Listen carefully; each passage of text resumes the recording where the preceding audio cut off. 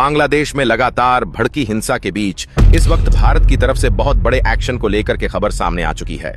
आखिरकार जिस बात का इंतजार लगातार किया जा रहा था, जिस बात की लगातार मांग की जा रही थी कि भारत जल्द से जल्द बांग्लादेश में चल रहे इस पूरे घटनाक्रम पर जल्द ही कोई बड़ा एक्शन ले, और इस बात को लेकर के लगातार यह भी खबरें सामने आ रही थीं कि जल्द ही भारत की तरफ से कोई बड़ा एक्शन लिया जाने वाला था।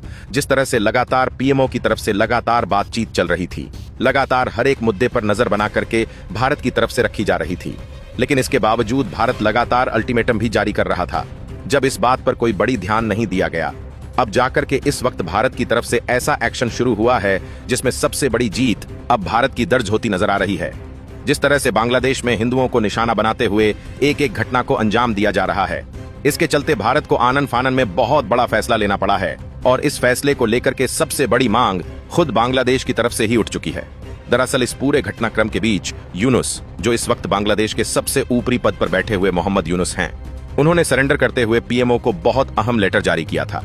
यानी कि भारत के पीएमओ को लेटर भेजा था और लेटर भेज के भारत की तरफ से बड़ी सहायता की मांग भी की थी, और इस मांग के बीच अब भारत की तरफ से बहुत बड़ा एक्शन लेते हुए अपनी सेना को उतारा गया है बांग्लादेश में। और इस वक्त जो हालात हैं वो पूरी तरीके से अब बदलते हुए, और भारतीय सेना इस वक्त मोर्चे को लेकर के बहुत बड़ी अपडेट सामने आ रही है।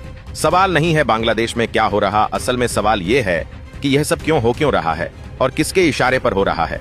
जिस तरह से हालात बिगड़े हैं वह साफ बता रहे हैं कि हिंसा स्वतः स्फूर्त नहीं, बल्कि अचानक भड़का जन आक्रोश भी नहीं है, बल्कि यह एक सुनियोजित राजनीतिक प्रयोग है जिसमें नफरत को ईंधन और अल्पसंख्यकों को बांग्लादेश में निशाना बनाया गया है। दरअसल इस पूरे घटनाक्रम की कड़ियां शेख हसीना के नाम से भी बहुत तेजी से जुड़ चुकी हैं, और जिस तरह से भारत की सेवन सिस्टर यानी कि भारत के नॉर्थ ईस्ट हिस्से को तोड़ने वाले शख्स को निशाना बनाया गया है, और इसके बाद यह पूरी हिंसा शुरू हुई है। उस पूरे घटनाक्रम में एक बहुत बड़ा नाम और शेख हसीना को लेकर के भी सामने आ चुका है। इस पूरे घटनाक्रम को लेकर के क्या है असल खबर, और क्या इस वक्त भारत की तरफ से एक्शन पर बड़ी अपडेट सामने आ चुकी है, पूरी जानकारी आपको इस वीडियो में मिलने वाली है। तो चैनल पर बने रहें, वीडियो को लाइक, और चैनल को अगर अभी तक आपने सब्सक्राइब नहीं किया तो सब्सक्राइब करके बेल आइकन को जरूर दबा लीजिएगा। दोस्तों, बांग्लादेश में इस वक्त पूरा का पूरा माजरा पलट चुका है। शेख हसीना के सत्ता से हटने के बाद बांग्लादेश में जो राजनीतिक खालीपन पैदा हुआ, उसे किसी ठोस नीति या स्थिर नेतृत्व से नहीं भरा जा सका। उसकी जगह भावनात्मक उसावे को चुनना यह सबसे बड़ी गलती बनी, और सत्ता की लड़ाई सड़क पर लाई गई। जब राजनीति सड़क पर उतरती है तो सबसे पहले कानून मरता है। उसका नतीजा इस वक्त बांग्लादेश की गलियों में साफ दिख रहा है। छात्र नेता उस्मान हादी की गोलीबारी के बाद जिस तरह से माहौल बनाया गया वह अपने आप में कई सवाल खड़े करता है। जाट होने के बाद पहले ही यह नैरेटिव फैला दिया गया कि इसके पीछे भारत का हाथ है। दरअसल बिना किसी ठोस सबूत के, बिना किसी आधिकारिक पुष्टि के सोशल मीडिया और सड़कों पर यह प्रचार कर दिया गया कि हमलावर भारत भाग गए। यह वही मोड़ था जहां एक आपराधिक घटना को भारत विरोधी आंदोलन में बदल दिया गया। इसके बाद जो हुआ वह किसी स्क्रिप्ट लिखी हुई कम नहीं था। सोशल मीडिया पर फर्जी नक्शे, एडिटेड वीडियो, झूठे बयान वायरल किए गए। युवाओं को यह भड़काया गया कि देश की हर समस्या के पीछे भारत का हाथ है। बेरोजगारी, महंगाई, गिरती अर्थव्यवस्था, राजनीतिक अस्थिरता, इन सब सवालों को दबा दिया गया और गुस्से की दिशा सीमा के उस पार मोड़ दी गई। यही वजह है कि बांग्लादेश में आज भारत विरोध को राष्ट्रभक्ति का प्रमाण बनाने की कोशिश की जा रही है। जो जितना ज्यादा भारत के खिलाफ बोलेगा वह उतना बड़ा देशभक्त कहलाया जाएगा। यही पैटर्न पहले पाक में देखा गया था, और अब वही मॉडल इस वक्त ढाका में बन रहा है। फर्क सिर्फ इतना है कि इस बार भारत चुप है, और यह चुप्पी कट्टरपंथियों को सबसे ज्यादा हौसला दे रही है। यह इस पूरे घटनाक्रम में अब भारत भड़क चुका है। दरअसल इस पूरे खेल में सबसे खतरनाक बयान चिकन ने कॉरिडोर को लेकर के सामने आए थे। सिलगुड़ी कॉरिडोर को काटने की धमकियां सिर्फ बयानबाजी नहीं है, या भारत के संप्रदायों को सीधी चुनौती दी जा रही थी। इतिहास गवाह है कि ऐसी बातें पहले नारों में आती हैं, फिर नीति में बदलती हैं, और आखिरकार हिंसा में तब्दील हो जाती हैं। ढाका की सड़कों पर भारत विरोधी पोस्टर लहराए जा रहे हैं, भारत के नक्शे बिगाड़े जा रहे हैं। यह सब सिर्फ प्रतीक नहीं है, यहाँ आने वाले टकराव की जमीन तैयार करने का सबसे अहम तरीका है। अगर इसे सिर्फ आंतरिक राजनीति का हिस्सा मानकर नजरअंदाज किया गया तो यह बहुत बड़ी भारत की भूल होने जा रही थी। भारत ने भी इस मौके को बदलते हुए मौके को हल्के में अब नहीं लिया। वीजा नियमों पर भारत ने शुरुआत से ही सख्ती दिखाई, लेकिन बांग्लादेश में इस डर के रूप में पेश किया गया। यह प्रचार किया गया कि भारत घबरा गया। यह वही बिंदु है जहां भ्रम को सच बनाकर गलत फैसलों की जमीन तैयार की गई। खुफिया रिपोर्ट्स के मुताबिक भारत बांग्लादेश सीमा पर अब हालात बिल्कुल असामान्य हो चुके हैं। सेना की तैनाती इस वक्त चौतरफा घेराबंदी कर रही है। वायुसेना के फर्टजेट विमान नियमित गश्त भी दे रहे हैं। यह कोई रूटीन एक्सरसाइज नहीं है। दरअसल संकेत है कि भारत सिर्फ हालात पर नजर नहीं, बल्कि अब भारत इस पर बहुत बड़ा एक्शन लेने जा रहा है। बल्कि हर संभव स्थिति इस वक्त भारत तैयार कर रहा है।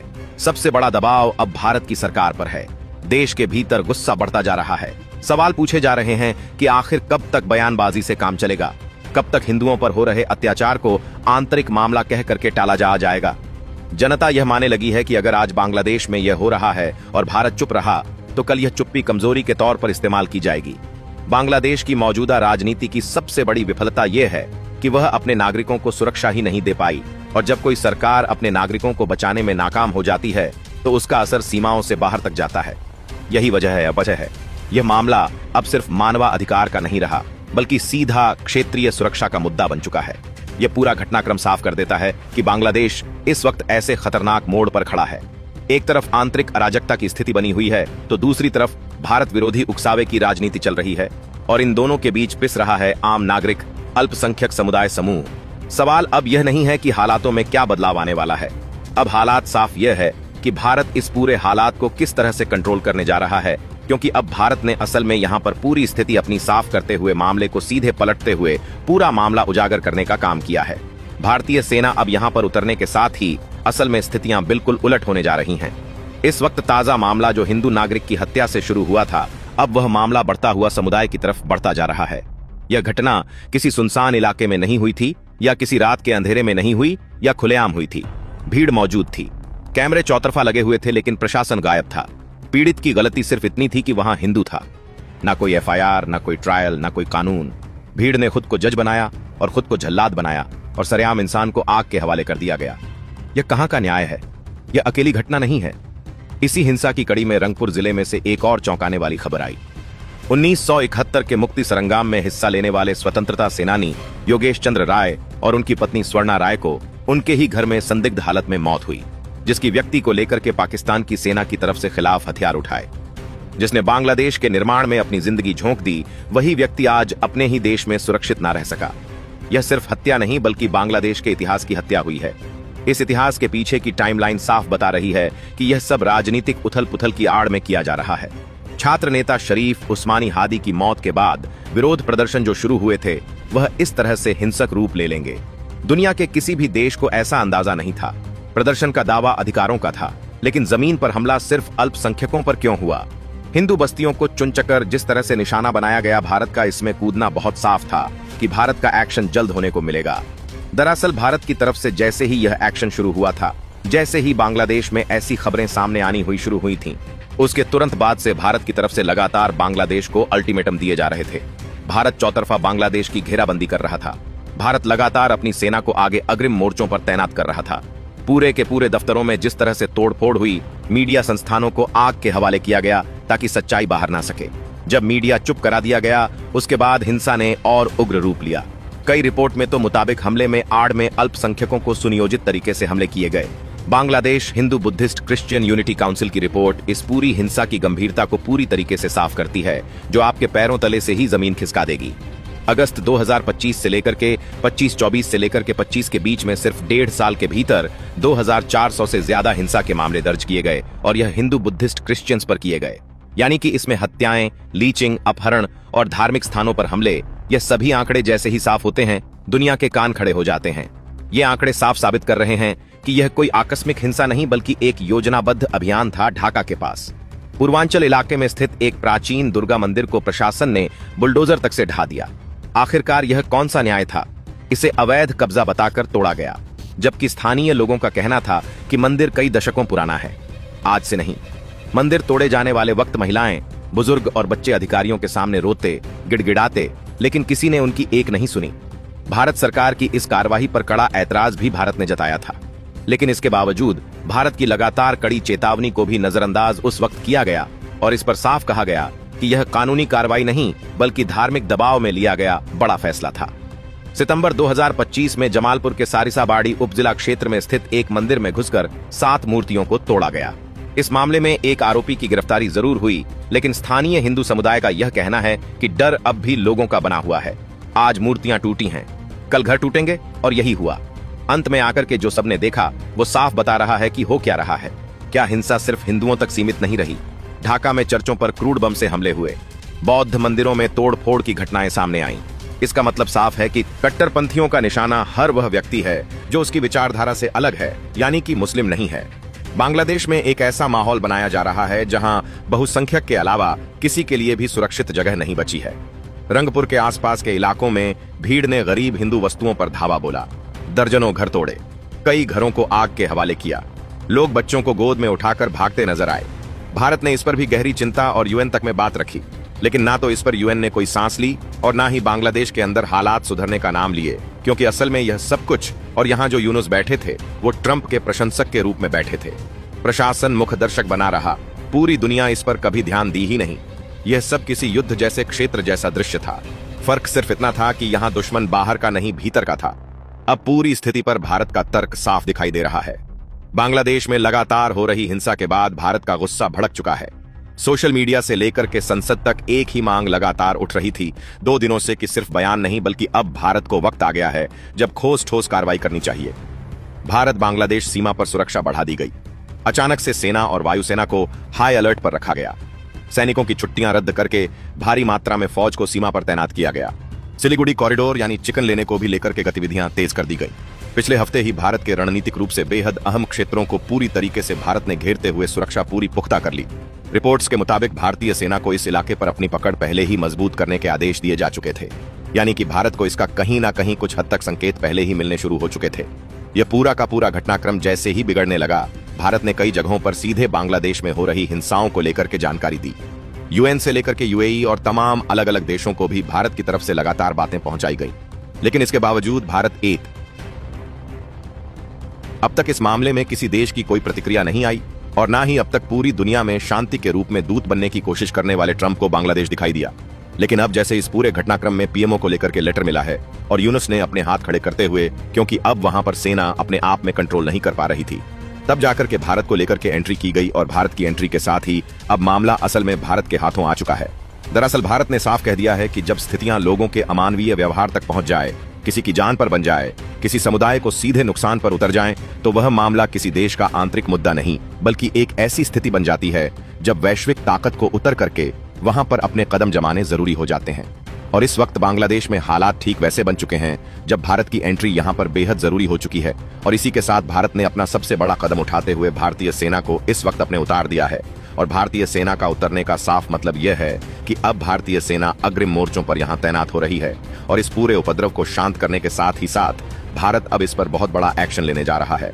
यूनुस का सरेंडर साफ बताता है कि यूनुस अब इस पूरे घटनाक्रम को अकेले संभाल पाने में कामयाब नहीं हो सके हैं, क्योंकि अब इस पूरे घटनाक्रम के बीच में स्थितियां अलग अलग आतंकी समूह संगठनों के साथ भी जुड़ती हुई नजर आ रही हैं। कई खुफिया एजेंसियों ने दावा किया है कि यह पूरी की पूरी जो हिंसा इस वक्त भड़काई जा रही है, इसके पीछे पाक संबंधित आतंकी समूह गुटों का बड़ा हाथ सामने आ चुका है। और यहां तक कि हथियारों की सप्लाई से लेकर के अलग अलग जगहों पर भयंकर भीषण जो घटनाएं हुई हैं, इनके पीछे कई आतंकी समूह संगठन को एक्टिवेट भी किया गया है। खुफिया एजेंसियों ने दावा किया है कि इसमें काफी बड़े इनपुट भी मिल चुके हैं और खबर यह भी सामने आ रही है कि बांग्लादेश की हिंसा में और भी कई बड़े कर्मकांड अब भी होने की तैयारी चल रही है, यानी कि आतंकियों का इरादा अभी और भी बहुत कुछ बड़ा करना है। लेकिन अब भारतीय सेना की एंट्री इस पर जल्द होने जा रही है। बांग्लादेश में भारतीय सेना की एंट्री की खबर जैसे ही बाहर आई, ढाका से लेकर दिल्ली तक सत्ता के गलियारों में खलबली मच गई, क्योंकि यह कोई साधारण सैन्य गतिविधि नहीं थी बल्कि एक ऐसा संकेत था जिसने पूरे दक्षिण एशिया के रणनीतिक संतुलन को झकझोर कर रख दिया।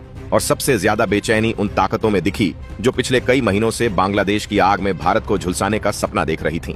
दरअसल जिस तरह से हालात बिगड़ते गए और यूनुस सरकार प्रशासनिक तौर पर पूरी तरह से पंगु साबित हुई, उसके बाद भारत के पास विकल्प तेजी से खत्म होते जा रहे थे, क्योंकि सीमा के उस पार जो हो रहा था उसका सीधा असर भारत की आंतरिक सुरक्षा, सामाजिक संतुलन और पूर्वोत्तर की स्थिरता पर पड़ना तय था। और यही वजह थी कि भारत ने पहली बार साफ शब्दों में यह तय कर लिया कि अब वह सिर्फ बयान, चिंता और कूटनीतिक भाषा तक सीमित नहीं रहेगा, बल्कि जमीन पर हालात को बदलने की तैयारी करेगा। खुफिया रिपोर्ट्स पहले ही चेतावनी दे चुकी थीं कि बांग्लादेश में भड़काई जा रही हिंसा सिर्फ धार्मिक या राजनीतिक नहीं है, बल्कि इसके पीछे एक मल्टी लेयर स्ट्रैटेजी काम कर रही है, जिसमें भीड़ को हथियार बनाकर सीमावर्ती इलाकों को अस्थिर किया जाना है ताकि भारत को कई मोर्चों पर एक साथ उलझाया जा सके। और यही वह बिंदु था जहां भारत की रणनीति ने रक्षात्मक से आक्रामक संतुलन की ओर शिफ्ट किया। भारतीय सेना की मौजूदगी का मतलब यह नहीं था कि भारत युद्ध चाहता है, बल्कि इसका अर्थ यह था कि भारत अब स्थिति को अपने नियंत्रण में लेने की मानसिकता में आ चुका है। क्योंकि जब हिंसा एक सीमा पार कर जाती है और एक समुदाय को योजनाबद्ध तरीके से निशाना बनाया जाने लगता है, तब वह मामला किसी देश का आंतरिक विषय नहीं रह जाता, बल्कि एक अंतर्राष्ट्रीय सुरक्षा संकट बन जाता है। और भारत ने ठीक यही तर्क अपने एक्शन की बुनियाद बनाया। यूनुस द्वारा पीएमओ को भेजा गया पत्र दरअसल उस टूटते हुए सिस्टम की स्वीकारोक्ति था जिसमें सरकार नाम की चीज सिर्फ कागजों में बची हुई थी और जमीनी हकीकत पर कट्टरपंथी भीड़, अराजक तत्व और बाहरी इशारों पर चलने वाले नेटवर्क का कब्जा हो चुका था। यही कारण था कि जैसे ही भारतीय सेना की सीमावर्ती गतिविधियां तेज हुईं, वैसे ही बांग्लादेश के भीतर उन तत्वों में भगदड़ मच गई जो अब तक भारत को सिर्फ एक बयानबाज शक्ति समझ रहे थे। अचानक से सोशल मीडिया पर भारत विरोधी नैरेटिव धीमा पड़ने लगा। कई बड़े उकसाने वाले अकाउंट्स गायब हो गए, कुछ तथाकथित छात्र नेता अंडरग्राउंड हो गए और यह साफ संकेत था कि दबाव काम कर रहा है, क्योंकि जिन लोगों को लग रहा था कि भारत कुछ नहीं करेगा, उन्हें अब अपनी ही कहानी पर भरोसा नहीं रहा। इस पूरे घटनाक्रम में सबसे दिलचस्प मोड़ तब आया जब बांग्लादेशी सेना के भीतर से भी यह संकेत मिलने लगे कि हालात को संभालने के लिए भारत के साथ समन्वय के अलावा कोई व्यावहारिक रास्ता नहीं बचा है, क्योंकि सेना भी यह समझ चुकी थी कि अगर यह अराजकता इसी तरह चलती रही तो देश पूरी तरह से विखंडन के कगार पर पहुंच जाएगा।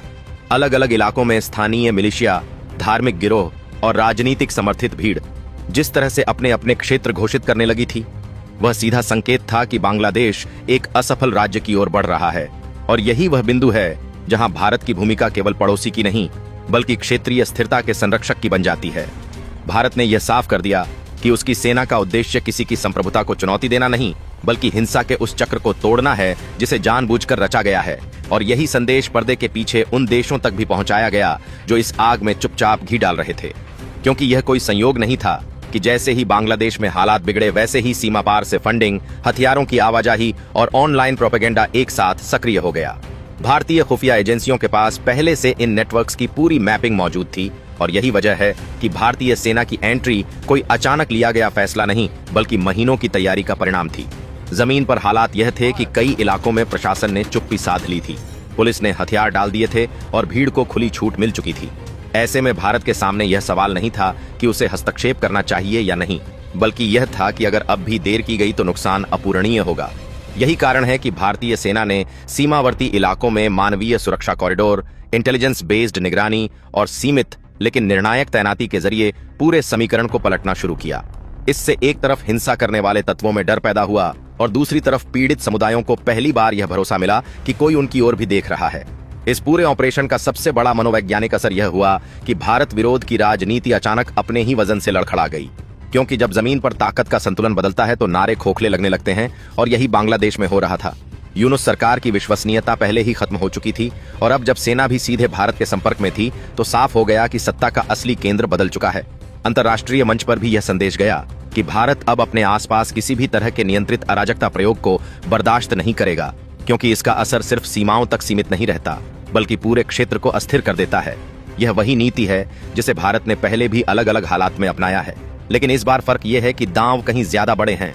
बांग्लादेश की जनता के एक बड़े हिस्से के लिए यह एक चेतावनी भी है और एक उम्मीद भी, क्योंकि चेतावनी उन ताकतों के लिए है जो देश को नफरत और हिंसा के रास्ते पर ले जा रही हैं, और उम्मीद उन आम लोगों के लिए है जो अब तक खुद को पूरी तरह असहाय महसूस कर रहे थे। आने वाले दिनों में हालात किस दिशा में जाएंगे, यह इस बात पर निर्भर करेगा कि बांग्लादेश के भीतर की ताकतें सच्चाई को स्वीकार करती हैं या फिर अराजकता को और हवा देती हैं। लेकिन एक बात अब बिल्कुल साफ है कि भारत ने अपनी रेड लाइन खींच दी है, और इस बार यह सिर्फ शब्दों में नहीं बल्कि जमीन पर दिखाई दे रही है। और यही वह मोड़ है जहां से इस पूरे संकट की कहानी एक नए और निर्णायक अध्याय में प्रवेश कर चुकी है। जब किसी देश के भीतर सत्ता का संतुलन टूटता है तो सबसे पहले सच्चाई कुचली जाती है, फिर कानून और अंत में सीमा की मर्यादा। और आज बांग्लादेश ठीक उसी मोड़ पर खड़ा दिखाई देता है जहां राजनीति अपने अस्तित्व को बचाने के लिए बाहरी दुश्मन गढ़ती है, क्योंकि भीतर के सवालों के जवाब देना असंभव हो जाता है। उस्मान हदी पर हुए हमले को भी इसी फ्रेम में समझना होगा, क्योंकि यह सिर्फ एक व्यक्ति पर हमला नहीं था, बल्कि एक अवसर था, एक ऐसा अवसर जिसे भारत विरोधी नैरेटिव को दोबारा जिंदा करने के लिए पूरी ताकत से इस्तेमाल किया गया। बांग्लादेश की राजनीति में यह कोई नई रणनीति नहीं है। जब भी सत्ता संकट में आती है, जब भी बेरोजगारी, महंगाई और अराजकता सड़कों पर दिखने लगती है, तब भारत को कटघरे में खड़ा कर दिया जाता है। फर्क सिर्फ इतना है कि इस बार यह खेल ज्यादा आक्रामक है, ज्यादा सुनियोजित है और ज्यादा खतरनाक है, क्योंकि अब यह सिर्फ बयानबाजी तक सीमित नहीं रहा, बल्कि युवाओं के दिमाग में जहर घोलने का औजार बन चुका है। उस्मान हदी के घायल होने के कुछ ही घंटों के भीतर जिस तरह से सोशल मीडिया पर नैरेटिव बदला गया, वह किसी स्वतः स्फूर्त जन प्रतिक्रिया का नतीजा नहीं था, बल्कि एक तैयार स्क्रिप्ट थी जिसमें किरदार पहले से तय थे, दोषी पहले से तय था और दुश्मन का नाम भी पहले से लिखा हुआ था, भारत।